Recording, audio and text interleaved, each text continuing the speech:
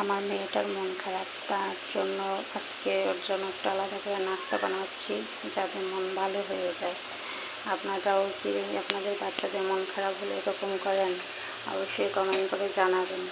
তো আমি ওর জন্য একটু পিঠা বানাচ্ছি আর দুধ চা বানিয়ে দেবো, খুব পছন্দ করে দুধ চা। তো তো পিঠাগুলো আমার হয়ে গেছে, একটু হালকা বাদামি করে ভেজে নিয়েছি। তো এখন উঠিয়ে ফেলবো। আমার মেয়ে একটু হালকা পোড়া জিনিস খেতে খুব পছন্দ করে।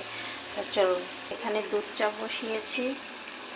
তো জল ফুটে গেছে ভালো করে, এখন আমি একটু দুধটা ঢেলে দিব। আজকে আমি একটু অন্যরকম করে বানাচ্ছি। প্রতিদিনই প্রায় আপনার দুধটা আমি আলাদা কাপে দিয়ে দেয়, সেইভাবে বানাই। তো আজকে দুধটা আমি জলেই দিয়ে দিলাম, একটু ভালো করে জ্বালিয়ে তারপর চা পাতি দিয়ে দেবো। তো দুধটা ফুটে উঠেছে, এখন আমি চা পাতিটা দিয়ে দেবো। তো চা পাতি দিয়ে আমি কিছুক্ষণ জ্বালাবো যাতে কালারটা ভালো করে ছেড়ে দেয়। হয়তো অনেকেই আমার মতো এরকম চা বানান, জানি না। আমি যেরকম বানাই আমার কাছে সেটা ভালো লাগে, অন্যেরটা তো খেয়ে দেখি নাই। তো আপনাদের হাতের চা কার কেমন লাগে অবশ্যই কমেন্ট করে জানাবেন। অবশ্যই ভালো লাগে। তো বাকি যেটুকু ছিল সেটুকু আমি পিঠা চুলায় দিয়ে দিলাম।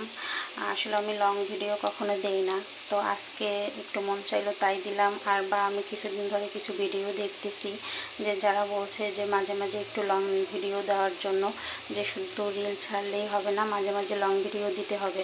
তাই আজকে একটু চেষ্টা করতেছি লং ভিডিও দেওয়ার জন্য। অবশ্যই আশা করি আমার বন্ধুরা সবাই দেখবেন এবং একটি লাইক কমেন্ট করবেন এবং একটি শেয়ার করবেন।